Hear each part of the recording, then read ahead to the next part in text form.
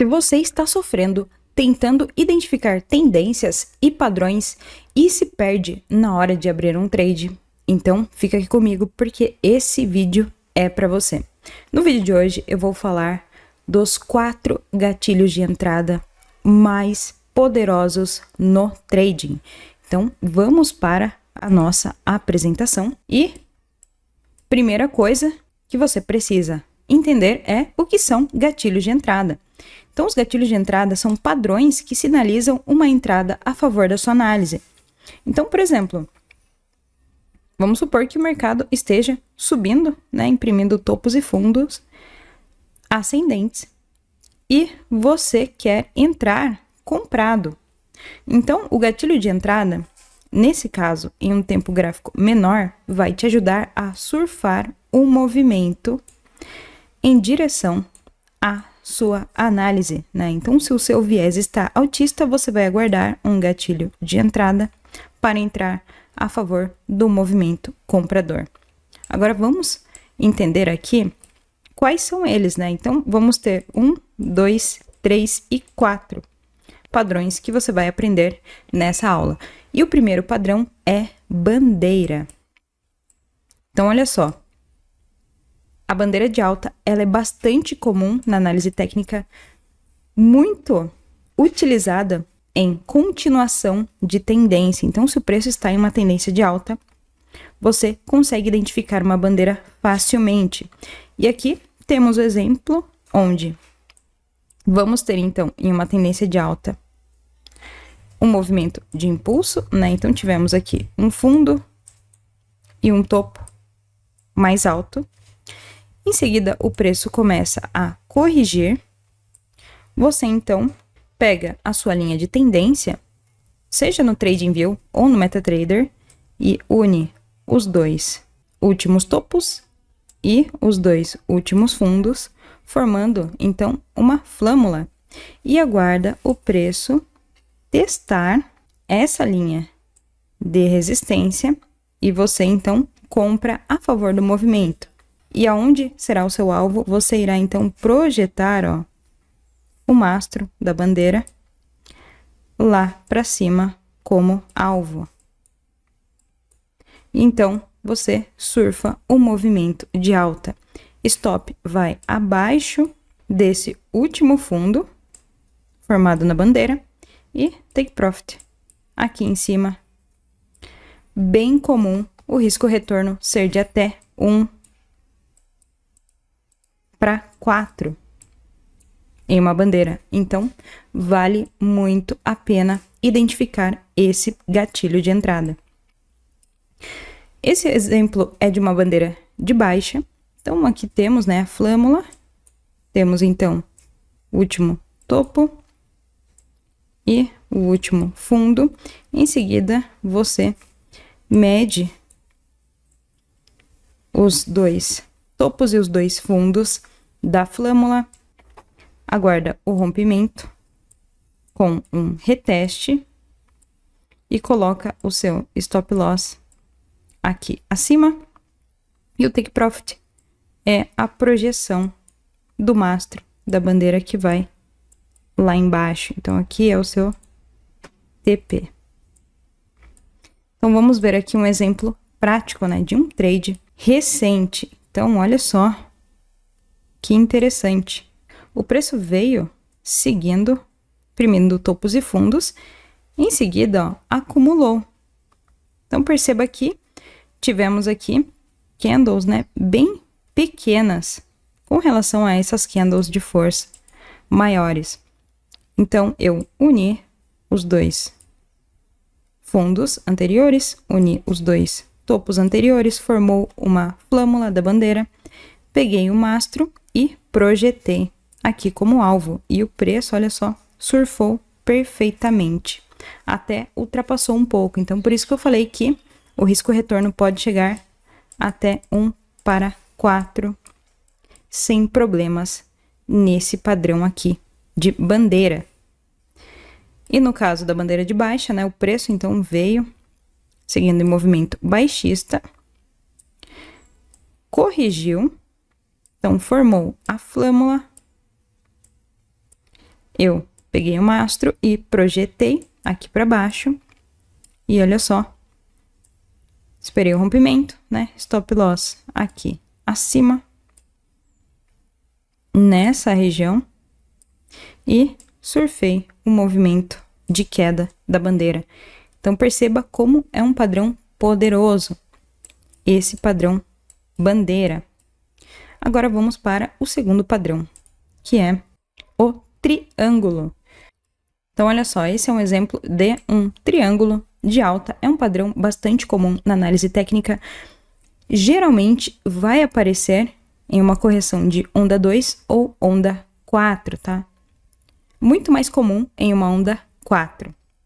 E como funciona, né? O preço está, então, seguindo, fazendo topos e fundos ascendentes e começa a corrigir afunilando, né? Então, temos topos e fundos afunilando e logo em seguida o preço, então, rompe. Quando o preço rompe, é acionado para a gente um gatilho de entrada comprador, em que nós projetamos, ó, os dois vértices. Então, a gente mede os dois vértices e projeta lá para frente como alvo. Stop loss sempre abaixo desse fundo e take profit aqui em cima. E pode chegar um risco retorno de até 1 para 3. Então, também o triângulo é bastante interessante para você operar e é um padrão aí com uma alta taxa de acerto. E o triângulo de baixa, o preço então está em uma tendência de baixa, começa a afunilar, então começa a corrigir, afunilando, e assim que rompe, nós então temos um gatilho de entrada vendedor, stop loss acima desse último topo, e a gente mede os vértices do triângulo e projeta lá para cima como alvo TP. E olha só um exemplo prático, né, de um trade também que eu fiz. Então, perceba que nesse caso, o triângulo de alta, temos o preço imprimindo topos e fundos ascendentes, afunilando, olha só. Então, dá para perceber que é uma correção, porque são candles bem pequenas aqui no meio, né? Não levando o preço para direção nenhuma. Em seguida, o preço, então, estoura lá para cima. Aqui é o nosso gatilho de entrada comprador. Eu meço os dois vértices e projeto lá em cima como alvo. Stop loss aqui abaixo e take profit aqui em cima, e perceba como o preço foi tranquilamente no nosso alvo. Agora, na esquemática de baixa, temos o preço, então, caindo, começa a afunilar, formando um triângulo, meço os dois vértices, projeto como alvo, e assim que temos o rompimento, stop loss aqui acima, ou aqui também, né? Se você quiser ser mais agressivo. No meu caso, eu fui mais agressiva, coloquei o stop loss aqui mais curtinho e surfei o movimento de queda tranquilamente. Agora, o próximo é o imbalance. O imbalance, ele acontece com muita frequência, porque nós sabemos que o Forex é um mercado dominado por instituições financeiras, né? Então, são as instituições que movem o preço, e às vezes uma instituição, ela move o preço de uma forma tão rápida, com tanto momento, que deixa um imbalance, que é uma barra gigantesca, uma candle gigantesca,